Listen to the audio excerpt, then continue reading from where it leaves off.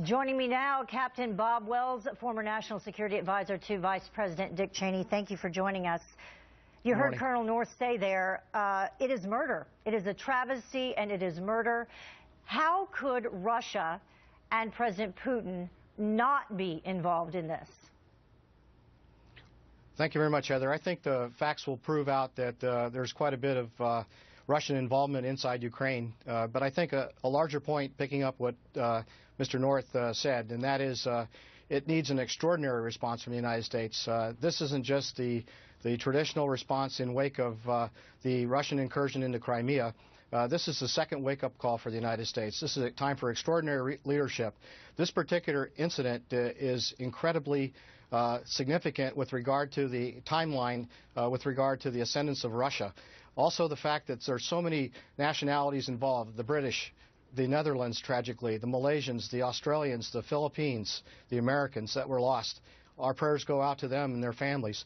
But this is an extraordinary response time for our national security staff here in the United States. The latest information that we received, it came from our Jennifer Griffin, reporting that a senior U.S. official says that we now know the missile was fired from inside Ukraine territory. So what does that tell you in reference to getting any closer as to who's responsible? I think that you need to go with where the facts lead you. I think also the fact that it's a Buk type missile control, fire control system, looking at where the Malaysian aircraft was at 33,000 feet. It's a semi-active homing missile. It requires radar detect to engage sequence for its time in flight. It's a very quick response. Whoever actually engaged this aircraft from their location, which has now been determined, I think, to be in Donetsk or at least eastern Ukraine, that is going to come out in the investigation. Also, we have the National Transportation Safety Board, many different investigative aviation safety experts going to Ukraine. So the facts will tell us exactly what happened. And the Buk missile, it was designed by the Soviet Union back in 1979, and it does take training. So we know at the very least, if these pro-Russian separatists are the ones that fired the missile, it also took some training from someone. Agreed. Very sophisticated missile system, as previously reported, SA-11, the Gadfly system. It does take training. It takes training for the radar system. The radar system is key for this missile system because you need to have an acquisition of a particular contact. This aircraft was flying in the same trajectory from Kiev across eastern Ukraine and was engaged by somebody on the ground there in eastern Ukraine.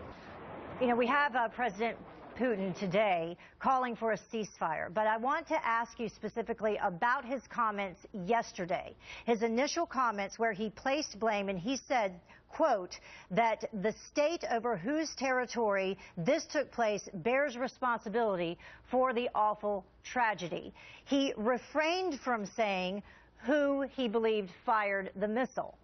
Does that have any significance to you at all? It does. In fact, it really speaks to particular effort and his campaign plan with regard to supporting the rebuilding of the former Soviet Union, in particular the role of the former Soviet Union in Ukraine. The geographics, demographics inside eastern Ukraine, there's quite a few Russians east of the Dnieper River. They all very empathetic and aligned with Moscow. Mr. Putin is picking up on that sentiment. As was previously stated by Mr. North, the Cold War ended tragically in Mr. Putin's eyes, and he's using all elements of his national power, including a special relationship on asymmetric, advisory, whatever you want to call it, inside Ukraine to enable the Russian separatists to basically take a stand against the new government in Kiev. It seems to be key that we gain access to the crash site itself to determine what missiles were used, how this came down. Do you really believe that we will be given that access that is needed? I think so. I also think that the Ukrainian government, as well as you get the area where the debris is seen, is, as I understand it, 9 miles along a path of where the first pieces of the aircraft first came down. I also think that physics has a lot to play here, looking at the physics of the trajectory of the aircraft, looking at the physics of where the missiles were launched. The U.S. intelligence community has put some pretty good perspective out already in terms of what they're finding. So bottom line is the elements of proof, as all this information comes in, people on the ground looking at the physics of the actual surface-to-air missile launch from the ground in eastern Ukraine, the clandestine communications that's being delivered. This is all going to come out. It's going to inform policy in the next steps for the United States and the Europeans and a lot of other countries now. This is actually pressurized situation with Ukraine. Everyone's paying attention now. And we'll see what the response will be.